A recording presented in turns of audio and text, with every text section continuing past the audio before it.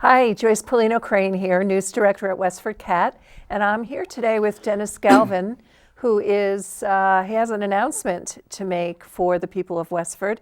Dennis, welcome. Hi, Joyce. How are you? I'm How fine. are you?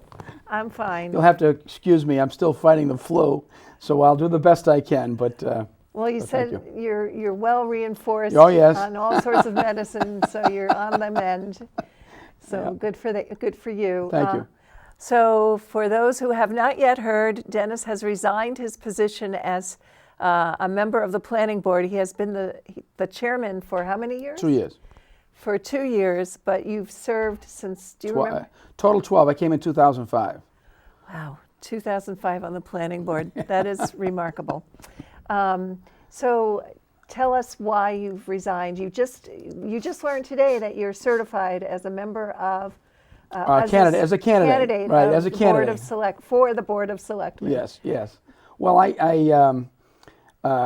we've worked very hard on the planning board over the years. I got a chance to get an understanding of how the general government works, and we're very active in the master plan, and I also chair the comprehensive master plan implementation committee. And I think the thing that made my decision was the situation with the asphalt plant. I got involved. Get to the heart of the matter now. It was really if there was a reason that really the single most definitive reason why, that would be it. And so tell us expand on that. Tell us why. Well, I participated in that in some of the decision making and the discussions that went on, and I just thought that the Board of Selectmen during the process became a little aloof, a little maybe too secretive. Aloof from the residents of the town? Yes, and I thought that there was, I followed that issue for several years, almost 7 years, and there was a significant, an unprecedented level of concern about that plant in probably the northern half of the whole town that I had never seen on any issue before in my entire time. And there are people that were very concerned about their property values, their health of their children, what it was going to do to the neighborhood and all this. And of course, we went through a very long, torturous process, and we rejected the plant. And then the Board of Selectmen made the decision to essentially set aside the decision and then reach an accommodation with the plant. And I just thought that at the very least, they should have brought the matter before a special town meeting to let the town make a decision.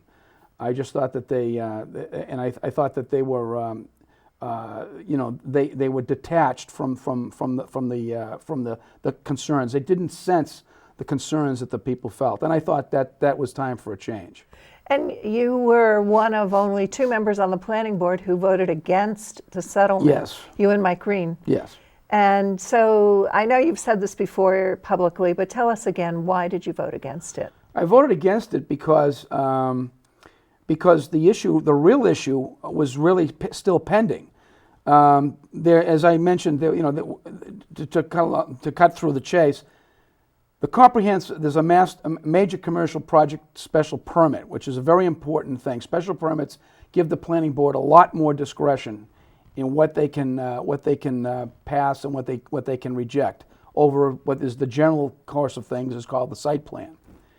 And that was what was proceeding to trial, right? That's what the process was about. Okay. So it never got into. Now we had some setbacks on the site plan, which I think were understandable. I understand it. We had some issues with the bylaw. There were some flaws in the way the bylaw was crafted, but the bylaw still established a very clear intent on the part of the town that they did not want that type of an industry in the town. Mm-hmm. So this, what I thought was our strongest suit, that comprehensive plan, and the decision was not to go forward with it, and I thought that was a mistake.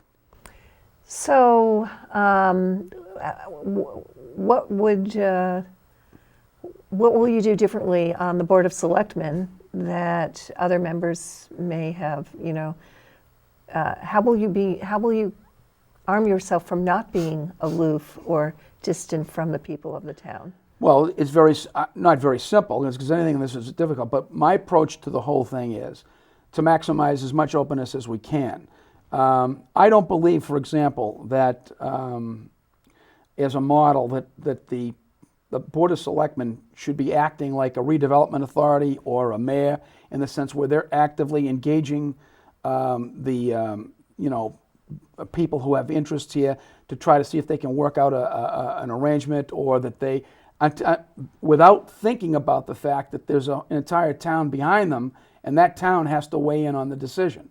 So if there were any major decision like this again, you would have heard me up there arguing very vociferously that should have gone, as I did. I mean, I argued it that should go to a special town meeting for a decision, because there were just so many people that were impacted by it. And I mean, on issues of litigation and individual smaller cases, things like that. Of course, the Board of Selectmen have to make a decision, but there comes a point in time when, if you have a sense of what the town is about and what its concerns are, that you have to take a pause, and you have to say, you know what, we're not a mayoral system. We're a town meeting system. This has to go back to the people for a decision, and I'd be willing to do that. So there's two pending, what are they, lawsuits, I think, the Chelmsford Board of Selectmen and the... there was, I think, an open meeting, not an open meeting, yes, Chelmsford is one that is pending, yes. And then there's a group of Chelmsford residents as well who are also involved in some kind of legal action. Will that come back to you, as if you are a member of the Board of Selectmen, will you be facing some of those issues? That's a very good question. And a lot of people have asked that. I'm not sure. I think in order for it to come back to us, there would have to be some sort of a disruption in the settlement, and that would have to come through a legal decision. So if there's a legal decision and it disrupts the settlement, I think that it'll come back to us. I'm not sure we can reopen the settlement now without serious consequences, legal consequences to the town. I see. So now you have 3 years remaining on your term as a planning board member? Yes, ma'am.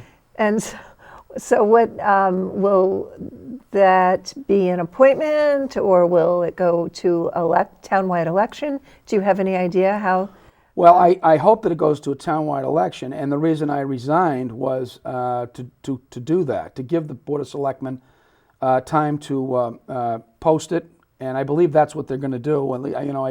I asked the town clerk about that, and she said, well, if you announce early enough, then the selectmen can authorize it to be posted, which is what I hope they will do, and then that'll be another seat that'll be open up for election on the planning board.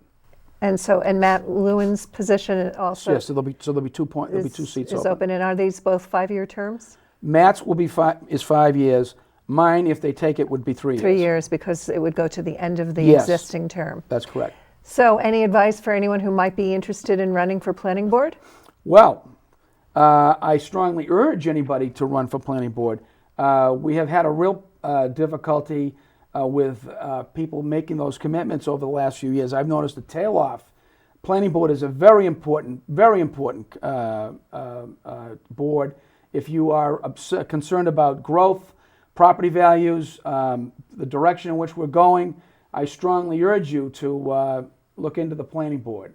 And if there's anything I can do to help, please don't hesitate to call. I'll try to give you whatever I know about it. So, Dennis, thank you so much. My pleasure. For coming in today. Thank you for having me, Joyce. You're welcome. And there you have it. This is Joyce Pellino Crane for WestfordCAT. See you around town.